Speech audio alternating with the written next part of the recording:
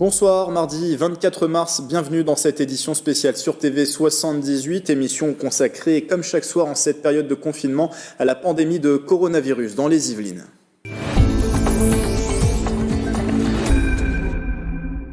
Mais d'abord, cette information qui n'est pas en lien direct avec le contexte sanitaire actuel. Nous avons appris aujourd'hui la disparition d'Albert Uderzo, 92 ans, d'une crise cardiaque, père d'Astérix avec son compère Goscinny, dont les bandes dessinées se sont vendues dans le monde à plus de 370 millions d'exemplaires.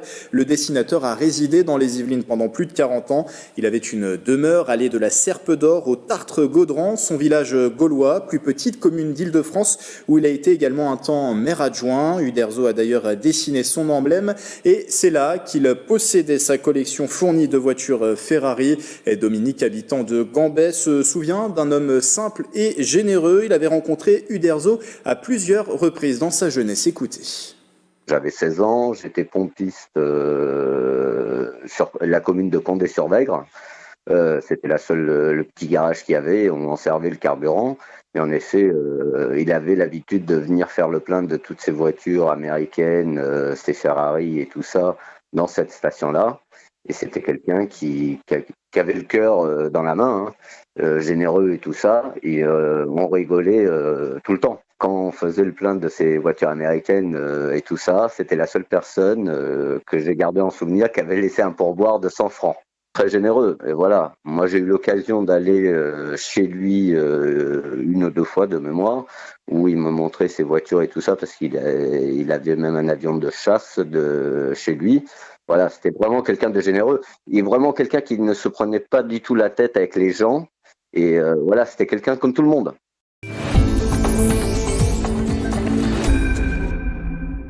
Le point à présent sur la propagation du Covid-19 en Île-de-France. D'après les dernières données publiées hier lundi 14h par Santé publique France, 6211 cas ont été recensés dans la région, plus 928 cas donc en 24 heures. Entre dimanche et lundi, la pandémie continue de s'installer dans la région. Une vague de cas positifs est d'ailleurs à relever à Versailles. 3 adjointes au maire et plusieurs fonctionnaires de la ville ont contracté le coronavirus. Aucune personne n'est hospitalisée pour le moment, précise le maire François de Mazières. Hasard de cette information, d'après nos confrères du Parisien, ces agents et élus tenaient tous des bureaux de vote comme assesseurs le soir du premier tour des élections municipales dimanche 15 mars. Mais le lien est difficile à faire pour l'heure. Et dans ce contexte de confinement et de pandémie, la CGT des Yvelines demande la fermeture de toutes les activités professionnelles qui ne relèvent pas des missions essentielles.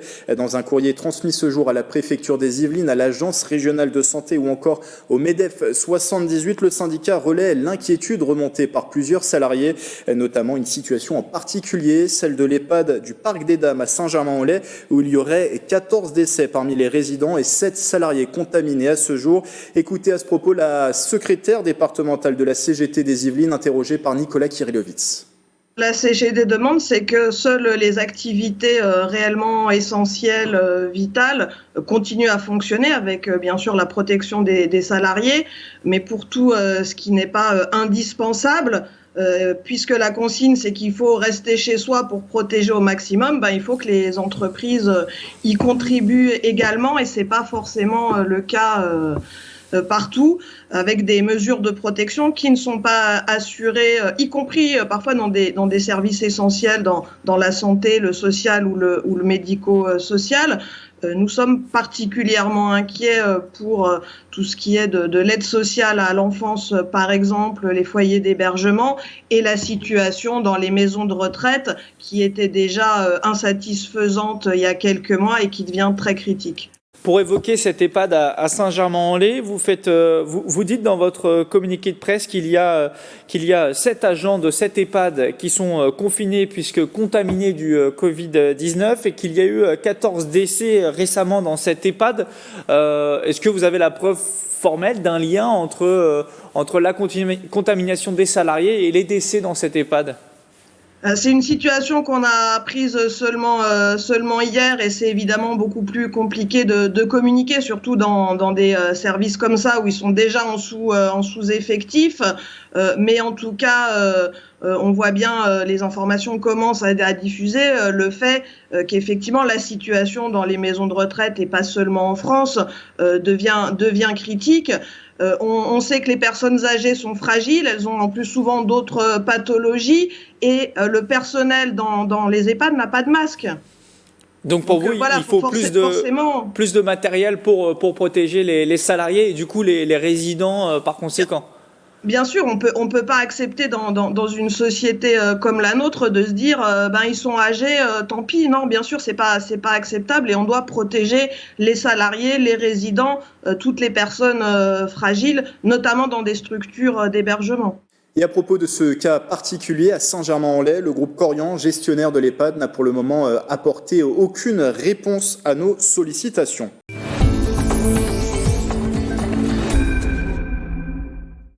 Pendant le confinement, les écoles ne sont pas ouvertes, bien sûr. Leur fermeture a même été prononcée à partir du 16 mars. Afin de maintenir le lien entre professeurs et élèves, l'Éducation nationale a organisé une continuité pédagogique, ressources numériques, cours via le CNED, classe virtuelle. La rectrice de l'Académie de Versailles en visite le 13 mars dernier dans les locaux de l'inspection académique des Yvelines à Guyancourt avait précisé le dispositif à notre micro.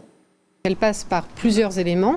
Elle passe par des modalités d'enseignement à distance qui sont prévues par le CNED, mais on a aussi d'autres ressources qui passent par les ENT ou par des blogs d'enseignants. Et puis cela passe par la possibilité d'ouvrir des classes virtuelles. Une classe virtuelle, c'est un écran, la classe, le professeur, un tableau sur lequel on peut écrire, la possibilité de lever la main, de répondre et d'interagir avec les élèves. Pour assurer ces classes virtuelles dont parle la rectrice, il faut cependant être équipé. L'école de développement web O'Clock a décidé de mettre à disposition sa technologie de classe virtuelle pour les écoles, universités et organismes de formation. École labellisée Campus du numérique par Saint-Quentin en Yvelines, O'Clock forme ses étudiants en téléprésentiel par le biais de salles de classe virtuelles. La demande pour les structures intéressées est à adresser par mail. Pour les professeurs aussi, pas question d'arrêter de donner des cours à leurs élèves, un quotidien qu'ils ont dû réadapter en se servant des outils mis à disposition par l'Éducation nationale, mais aussi en s'occupant de leur propre vie de famille. Mélanie Poquet a échangé justement avec un professeur des Essarts-le-Roi. Céline Pereira dos Santos, vous êtes professeure de mathématiques, mais est-ce que vous pouvez vous présenter un tout petit peu plus ? Oui, bonjour, je suis enseignante au collège Les Molières aux Essarts-le-Roi et j'enseigne cette année à des élèves de 3e et de 5e. Voilà. Alors depuis lundi, vous êtes confinée sur ordre de la présidence. Quel est votre quotidien ? Ce sont de très longues journées de travail avec de nombreuses heures passées derrière l'écran de l'ordinateur. À vrai dire, je suis étonnée moi-même de la fatigue que ça représente et du temps passé pour préparer ces petites séquences de cours. En fait, je réalise qu'enseigner à distance, ça s'improvise pas du tout. Découper les cours en petits diaporamas avec des commentaires explicatifs, préparer des exercices, leurs corrections, mettre tout ça en ligne, ça prend énormément de temps. D'ailleurs, j'ai dû revoir un petit peu mes exigences à la baisse en termes de contenu parce que je me suis rendu compte en voyant ce que font mes enfants que ce que je donnais, c'était peut-être un petit peu trop. Donc voilà, on improvise, on tâtonne, on essaye de s'améliorer, mais c'est vrai que c'est beaucoup de travail et beaucoup de temps passé. Est-ce que vos élèves sont réceptifs, sont présents derrière leur écran d'ordinateur pour suivre ces séquences ?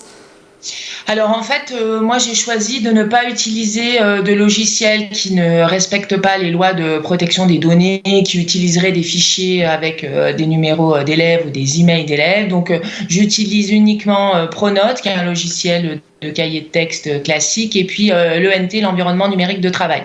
Donc j'ai pas de contact direct avec eux, mais par contre je leur ai donné mon email professionnel et donc certains d'entre eux m'ont envoyé des messages avec par exemple des photos de leurs copies ou bien des questions précises sur le cours.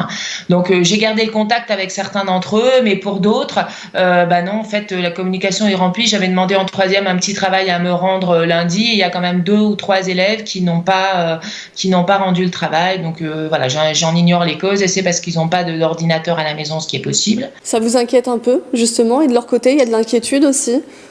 Alors évidemment, ça m'inquiète aussi parce que ce sont les élèves les plus fragiles qui risquent d'être pénalisés par ce système d'enseignement à distance. En classe, on a un échange continuel avec des questions, même ne serait-ce que par des échanges de regards. On voit quels sont les élèves qui sont perdus. Donc à ce moment-là, on est attentif, on leur pose des questions, on les interroge pour essayer de comprendre ce qui ne va pas. Là, évidemment, tout ça, ça n'existe pas. Donc moi, ce qui m'inquiète, c'est sur la durée, en fait. Merci beaucoup, Céline Pereira dos Santos. Je vous remercie.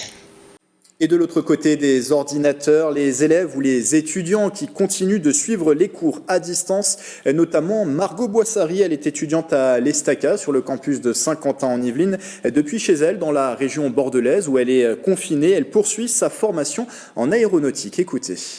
Les étudiants qui restent mobilisés et qui continuent aussi de faire vivre leurs associations, c'est le cas. On va le voir avec Margot Boissary. Bonjour. Bonjour. Vous êtes étudiante en 3e année aéronautique à l'Estaca sur le campus de Saint-Quentin en Yvelines. Vous êtes également la présidente de l'association étudiante Estaca Modélisme. Vous allez nous en parler tout à l'heure, qui a dû notamment annuler une course de drone qui était prévue dans les prochains jours. Déjà, parlez-nous de votre expérience personnelle de confinement. Vous êtes originaire de la région bordelaise. Vous êtes retourné dans cette région bordelaise pendant ce confinement. Comment ça se passe pour vous ? Bah écoutez, je continue à suivre mes cours. Je m'occupe comme je peux. J'ai commandé des puzzles, je fais une maquette d'avion, je m'occupe du jardin. Je vais faire des courses quand c'est nécessaire. Je sors le moins possible. Et voilà, je regarde un peu la télé. J'arrive à m'occuper, ça va. Donc on cherche à s'occuper pendant cette semaine. Alors je l'ai dit, vous êtes à l'Estaca présidente également, en plus d'être étudiante, vous êtes présidente d'une association étudiante qui s'appelle Estaca Modélisme. Est-ce que vous continuez ce rôle à distance, ce rôle de présidente de l'association Estaca Modélisme ? Alors pour l'instant, en ce début de confinement, on s'occupe des événements qui ont été annulés, comme vous l'avez dit précédemment. On a dû annuler notre course annuelle de drone. Donc ça s'appelle l'Estaca Drone Race. Donc cette année, c'était l'édition numéro 4. C'est une course de drone qui se passe dans le parking souterrain de l'école tous les ans. Et donc cette année, ça devait se passer le 17 et le 18 avril. Nous avions créé une nouvelle course qui était réservée aux étudiants. Donc on s'occupe de recontacter tous les pilotes qui s'étaient inscrits, l'entreprise de chronométrage que nous avions contactée. Et donc on annule tout ça en leur promettant une prochaine édition l'année prochaine. Aussi on avait un événement avec l'association de modélisme de Laval, car l'Estaca a 2 campus, un à Laval et un à Saint-Quentin en Yvelines. On avait une rencontre prévue la semaine dernière sur 2 jours. On a dû l'annuler, on avait fait des commandes de matériel et du coup on va sûrement la reporter en septembre. Donc finalement c'est presque autant de travail pour organiser que pour désorganiser, pour annuler tout ça, c'est ça ? Oui, car on essaye de garder des bons contacts avec les personnes que nous avons contactées pour pouvoir réitérer les expériences l'année prochaine. Donc ça, c'est pour votre association. Vous êtes aussi, avant d'être présidente d'une association étudiante, je le disais, en 3e année aéronautique à l'Estaca sur le campus de Saint-Quentin en Yvelines. Comment vous maintenez le lien avec vos autres camarades ? Est-ce que vous continuez de suivre malgré tout des cours à distance ? Alors oui, on a commencé ce matin à 8h30, j'avais cours de mode de propulsion. Donc l'école a décidé d'utiliser la plateforme Microsoft Teams pour nos cours. Cela fonctionne très bien. Moi, j'ai pu suivre parfaitement mon cours ce matin. Après, la semaine dernière, on n'a pas du tout eu cours car l'équipe pédagogique a tenu à nous offrir des méthodes qui ont été mises au point, qui fonctionnent. En fait, ils ont voulu vérifier si tout cela fonctionnait, si les profs étaient présents. Ils ont adapté notre emploi du temps, donc ils ont travaillé la semaine dernière à tout cela. Et donc cette semaine, on peut accéder à des cours bien mis en place. De plus, nous, on a des projets en cours. On doit continuer pendant le confinement car on a des rendus de projets à faire. Donc on communique par Messenger avec nos groupes de projets, par visioconférence sur Messenger. Et ça fonctionne très bien. On utilise aussi Teams quand ça peut se faire. Et on continue nos projets. On a installé aussi, l'école nous a mis à disposition les licences pour les logiciels qu'on doit utiliser. Ils nous ont mis à disposition plein de tutoriels pour la mise en place de ces logiciels sur nos ordinateurs. Donc on a compris, les choses qui continuent de s'organiser malgré tout à distance. Merci Margot Boissary. Avec plaisir. Et bon courage à vous. Je rappelle que vous êtes étudiante à l'Estaca et présidente de l'association étudiante Estaca Modélisme. Merci à vous. Pour les plus jeunes, ce sont les parents qui doivent organiser leurs cours à domicile. C'est le cas par exemple pour Wilfried Richy, rédacteur en chef de TV78, qui est confiné chez lui avec ses proches. Deuxième témoignage de Ma vie de confiné que nous vous proposons. Moi, le confinement est synonyme de garde d'enfants. Il faut rester à la maison pour faire travailler les enfants de 8 à 13 ans, donc primaire et puis collège. La plupart des enseignants fournissent des exercices pour non seulement travailler ce qui était en cours actuellement en classe, et puis aussi revoir un peu les acquis, aussi bien français que les mathématiques. On utilise donc pour les faire travailler les ressources qui sont fournies par les enseignants, les cours du CNED aussi, et puis c'est un peu forcément la débrouille. On a instauré aussi un rythme à la maison pour maintenir des moments précis de travail le matin, activité plutôt manuelle l'après-midi, et puis bien sûr aussi garder un rythme, donc le coucher on garde à peu près le même que celui de la période de l'école, pour pas trop déboussoler les enfants qui ont toujours forcément aussi plein de questions sur la situation actuelle. Il faut pas les surangoisser non plus, il faut essayer de garder le maximum de normalité, et puis il y a aussi cette obligation chez nous de rester à la maison puisque certaines personnes font partie des personnes dites à risque, donc les contacts à l'extérieur se font uniquement par téléphone, par visio, comme là actuellement. Et dans cette ambiance inédite, chacun joue le jeu, en tout cas.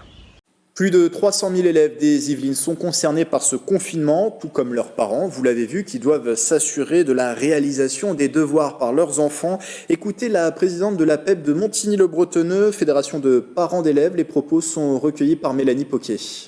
Manuela Afonso, bonjour. Vous êtes la présidente de l'APEP Montigny-le-Bretonneux et secrétaire départementale sur les Yvelines. Déjà, question en tant que mère de famille vous-même, comment vous vivez ce confinement avec vos enfants à la maison ? Alors, comment on vit le confinement ? Écoutez, on a déjà eu à relever le challenge de l'organisation, ce qui n'a pas été une mince affaire parce qu'entre l'école à la maison, le télétravail et puis même tout simplement réapprendre le vivre ensemble, ça a été une sacrée aventure. Là, au bout d'une semaine de confinement, on peut vraiment dire que ça y est, c'est bon, on est sur les roues. Le tout c'est de faire en sorte que notre enfant ne soit pas trop en difficulté vis-à-vis de ses exercices et puis voilà, et puis ne pas se tirer dans les pattes toute la journée. Et justement, la rectrice avait annoncé une continuité pédagogique à l'APEP. Vous sentez que cette continuité est présente ? Ah oui. Ah ça, il n'y a aucun doute là-dessus. On a vraiment des professeurs ultra impliqués dans leur mission au quotidien. On reçoit des plannings avec des exercices, avec des consignes, même si j'avoue que certaines méthodes de travail auraient gagné à être un peu plus informées auprès des parents. Mais en soi, on a vraiment une bonne continuité. Les professeurs restent disponibles. La moindre question, on a une adresse mail, on a la possibilité de skyper aussi des fois. Il m'est arrivé de skyper avec la maîtresse de mes enfants. Mais toujours, on n'est pas abandonné. On a eu du mal, en tout cas pour ma part, et pour la part des personnes que j'ai sondées dans les différentes associations du territoire des Yvelines. On a ressenti au début une forme de difficulté dans le sens où on n'était pas assez informé sur les méthodes de travail qu'il faudrait appliquer. Je pense par exemple aux collégiens, on a certains établissements qui appliquent l'emploi du temps vraiment au jour le jour. Le professeur est derrière son ordinateur au moment où il doit prendre en charge la classe. On a d'autres établissements où ça ne fonctionne pas comme ça. On a des difficultés à retrouver les ressources aussi, des fois. Par exemple, je prends l'exemple de Pronote. Certains professeurs vont mettre dans les devoirs à faire, d'autres dans les ressources liées à la classe. Et des fois, il y a des petits loupés en termes de devoirs qu'on devrait rendre et qui sont un peu ratés. Mais en règle générale, franchement, moi je trouve qu'ils ont fait un travail extraordinaire qui aurait gagné à avoir un peu plus de moyens. Merci Manuela Afonso, présidente de l'APEP de Montigny-le-Bretonneux. Merci.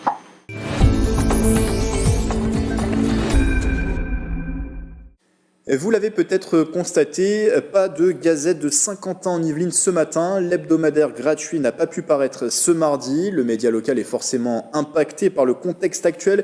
Écoutez le témoignage de Damien Guimier, rédacteur en chef de la Gazette de Saint-Quentin en Yvelines, interrogé par Mélanie Poquet.